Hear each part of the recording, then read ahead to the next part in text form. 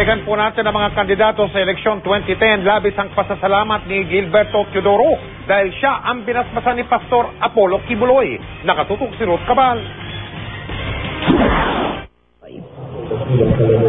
Tonight, let it be known unto all Filipinos that the Almighty Father has appointed a president for this nation.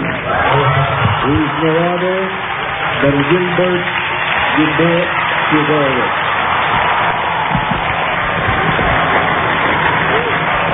Giit ni Pastor Apollo Kibuloy, leader ng Kingdom of Jesus Christ, di ito simpleng endorsement lang sa kandidatura ni Gilbert Teodoro dahil mismong ang Panginoon raw ang pumili kay Teodoro. Ilang buwan raw ang proseso niya ng pagdinilay-nilay, pagdarasal at konsultasyon para malaman kung sinong kandidato ang susuportahan.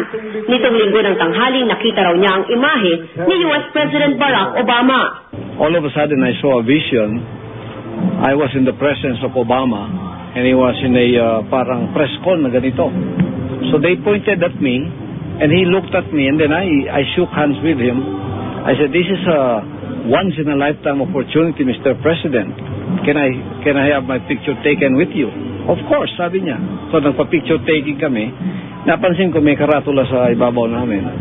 It's Gibo Obama. Gibo, yung pagka-spelling, that is a hint to me that the impossible can become possible.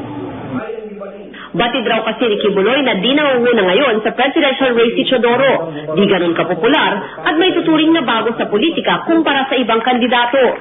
So, kung ako, opportunista ako o sigurista ako, yung frontrunner ang pipiliin ko.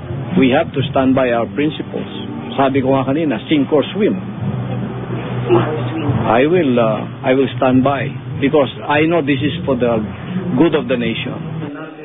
Emosyonal si Teodoro habang nagsasalita si Kibuloy. It's a humbling experience, and it's also a realization of a burden that it's people's lives that you're dealing with here. No, it's not a simple victory over a contest. 6 million people trusting you is no joke. Hindi lang kasi si Teodoro ang nanuyo noon para makuha ang suporta ni Kibuloy. Ayon sa Kingdom of Jesus Christ, aabot sa 6 na milyon ang kanilang mga miyembro. Bagamat hindi malinaw kung ilang dito ang mga botante. Pero karaniwan naman daw solid ang boto ng grupo sa kung sino ang inendoso ng kanilang leader. Naghihintay lang po kami kung ano po yung pinapaya ng Ama kay Pastor Apollo Kibuloy. Kung sino po yung binoboto, yun namin sundin kung sino. Hindi po siya nagkamali. Hindi po siya nagkamali pagpili ni Pastor. Sa Vice-Presidente, si Mar Rojas ang inendorso ni Kibuloy. Nagpapasalamat ako. Kinalulungkot ko na hindi kami sabay. Tambalang Noynoy at Mar ang napili. Nakatakda rin siyang maglabas ng listahan ng mga susuportahang senatorial candidates at mga lokal na opisyal.